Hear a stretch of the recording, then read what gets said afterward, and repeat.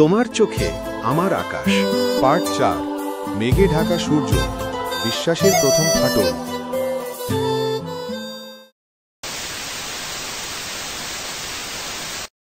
সবকিছু যখন সুন্দরভাবে চলছিল, তাদের বন্ধুত্ব যখন ধীরে ধীরে ভালোবাসার দিকে এগোচ্ছিল, ঠিক তখনই গল্পের মোড় নিল এক অপ্রত্যাশিত দিকে।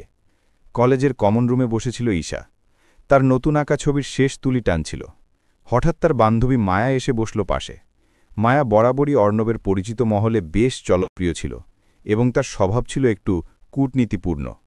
ঈশার দিকে তাকিয়ে মায়া এক রহস্যময় হাসি দিয়ে বলল, কিরে ঈশা, অর্ণবের সাথে তোর দিনকাল কেমন চলছে? শুনলাম তোরা নাকি আজকাল বেশ ক্লোজ। মায়ের এই কথায় ঈশা কিছুটা অপ্রস্তুত হয়ে পড়ল, কারণ তাদের সম্পর্ক নিয়ে প্রকাশ্যে আলোচনা হোক তা সে চাইত না। ঈশা মায়াকে বলল, আরে দূর, ও শুধু আমার ভালো বন্ধু, তোর এসব কথা কে বলল? মায়া তখন ঈশার দিকে এক গভীর দৃষ্টিতে তাকিয়ে বলল, শোন ঈশা, অর্ণব সবার সাথেই এভাবে মেশে। ও দেখতে যত মিষ্টি, ভেতরে ততটা নয়। ও শুধু সময় কাটাচ্ছে। তুই কি জানিস, ও তো কলেজের আরও কত মেয়ের সাথে এরকমই বন্ধুত্ব পড়ে। আমার মনে হয় না ও সিরিয়াস কোনো সম্পর্কে জড়াতে চায়। মায়ার এই কথাগুলো যেন ঈশার মনে এক বিষাক্ত তীরের মতো বিঁধল। মায়ার কথাগুলো নিছকই গসিপ ছিল না, এর পেছনে ছিল ঈর্ষা এবং অর্ণবের প্রতি মায়ার এক ধরনের অপ্রকাশিত দুর্বলতা। অর্ণবের সাথে কাটানো প্রতিটি মুহূর্ত, প্রতিটি হাসি, প্রতিটি কথার অর্থ নতুন করে ভাবতে শুরু করল। অর্ণব কি সত্যি তার সাথে শুধু সময় কাটাচ্ছিল? তার সহজ সরল মন মায়ার কূটনীতির ফাঁদে পড়ে গেল। ঈশা মায়াকে বলল, তুই এসব কথা কেন বলছিস? মায়া তখন আরও জোর দিয়ে বলল, আমি তোর ভালোর জন্যই বলছি। আমি ওকে অনেক দিন ধরে চিনি। ওর কাছে এই বন্ধুত্বগুলো নিছকই আনন্দের খোরাক। তুই ওকে নিয়ে বেশি সিরিয়াস হয়ে যাস না। মায়ার কথাগুলো ঈশার মনে এক গভীর ক্ষত তৈরি করল। সে ধীরে ধীরে অর্ণবের থেকে দূরে যেতে শুরু করল। অর্ণবের ফোন এড়িয়ে যাওয়া, মেসেজের উত্তর দেরিতে দেওয়া, ক্যাম্পাসে অর্ণবকে দেখলে অন্য পথে চলে যাওয়া, এই সবই ঈশার নতুন আচরণ হয়ে দাঁড়াল। অর্ণব যখন ক্যান্টিনে এসে ঈশার জন্য অপেক্ষা করত, ঈশা তখন রিনা আর রিয়াকে নিয়ে অন্য কোনো টেবিলে গিয়ে বসত, অথবা কোনো অজুহাত দেখিয়ে সেখান থেকে চলে যেত। তার ভেতরের অভিমান আর সন্দেহ তাকে অর্ণবের থেকে দূরে ঠেলে দিচ্ছিল। অর্ণব বারবার চেষ্টা করত ঈশার সাথে কথা বলার, কিন্তু ঈশা তাকে এড়িয়ে যেত। ঈশার সাথেও তো দেখছি আর তেমন দেখা হয় না। অর্ণব শুধু দীর্ঘশ্বাস ফেলে বলত, জানি না রে হৃদয়, ঈশা কেন জানি আমাকে এড়িয়ে চলছে। আমি ওর সাথে কথা বলার চেষ্টা করেছি, কিন্তু ও কোনো উত্তর দিচ্ছে না।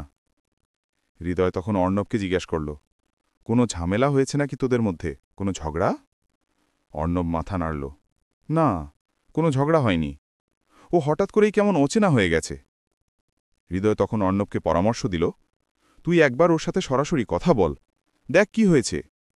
অর্ণব চেষ্টা করল, কিন্তু ঈশা এতটাই দূরে সরে গিয়েছিল যে তার সাথে কথা বলা কঠিন হয়ে পড়ছিল।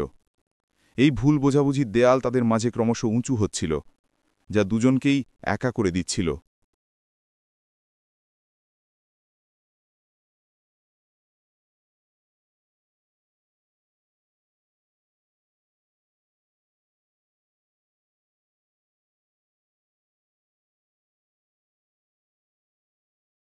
অর্ণব যখন দেখল ঈশা সত্যিই তাকে এড়িয়ে চলছে, তার ভেতরে এক অদ্ভুত অস্থিরতা কাজ করতে শুরু করল।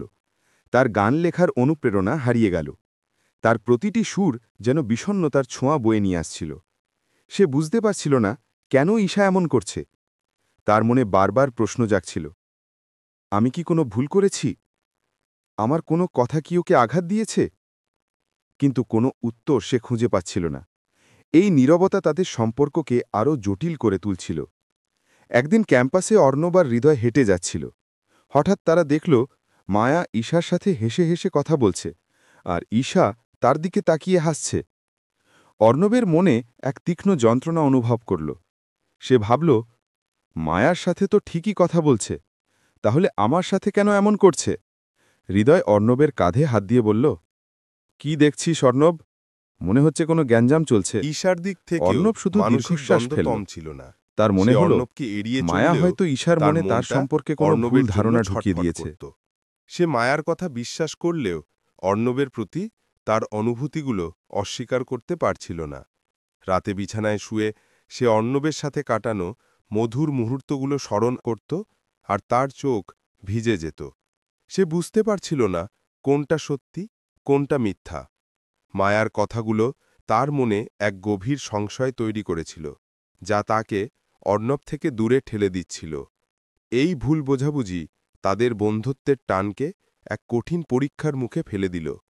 যে সম্পর্কটা ধীরে ধীরে ভালোবাসায় পরিণত হচ্ছিল, তা এখন ভাঙনের মুখে এসে দাঁড়াল।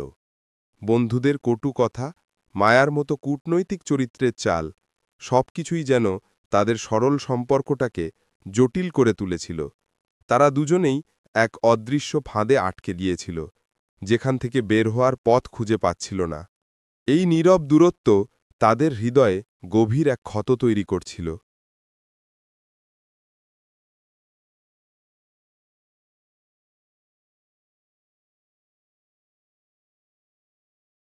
ভালোবাসার মাঝেই যখন ভুল বোঝাবুঝি দেয়াল ওঠে, তখন কি হয়? অর্ণব আর ঈশার গল্প কি এখানেই থেমে যাবে, নাকি এই দেয়াল ভেঙে তারা আবার একে অপরের কাছে ফিরতে পারবে? তাদের এই বিচ্ছেদ কি তাদের ভালোবাসাকে আরও শক্তিশালী করবে, নাকি চিরদিনের জন্য দূরে সরিয়ে দেবে? জানতে হলে শোনো পার্ট 5, এক আবেগের বিস্ফোরণ যা সব নীরবতা ভেঙে দেবে।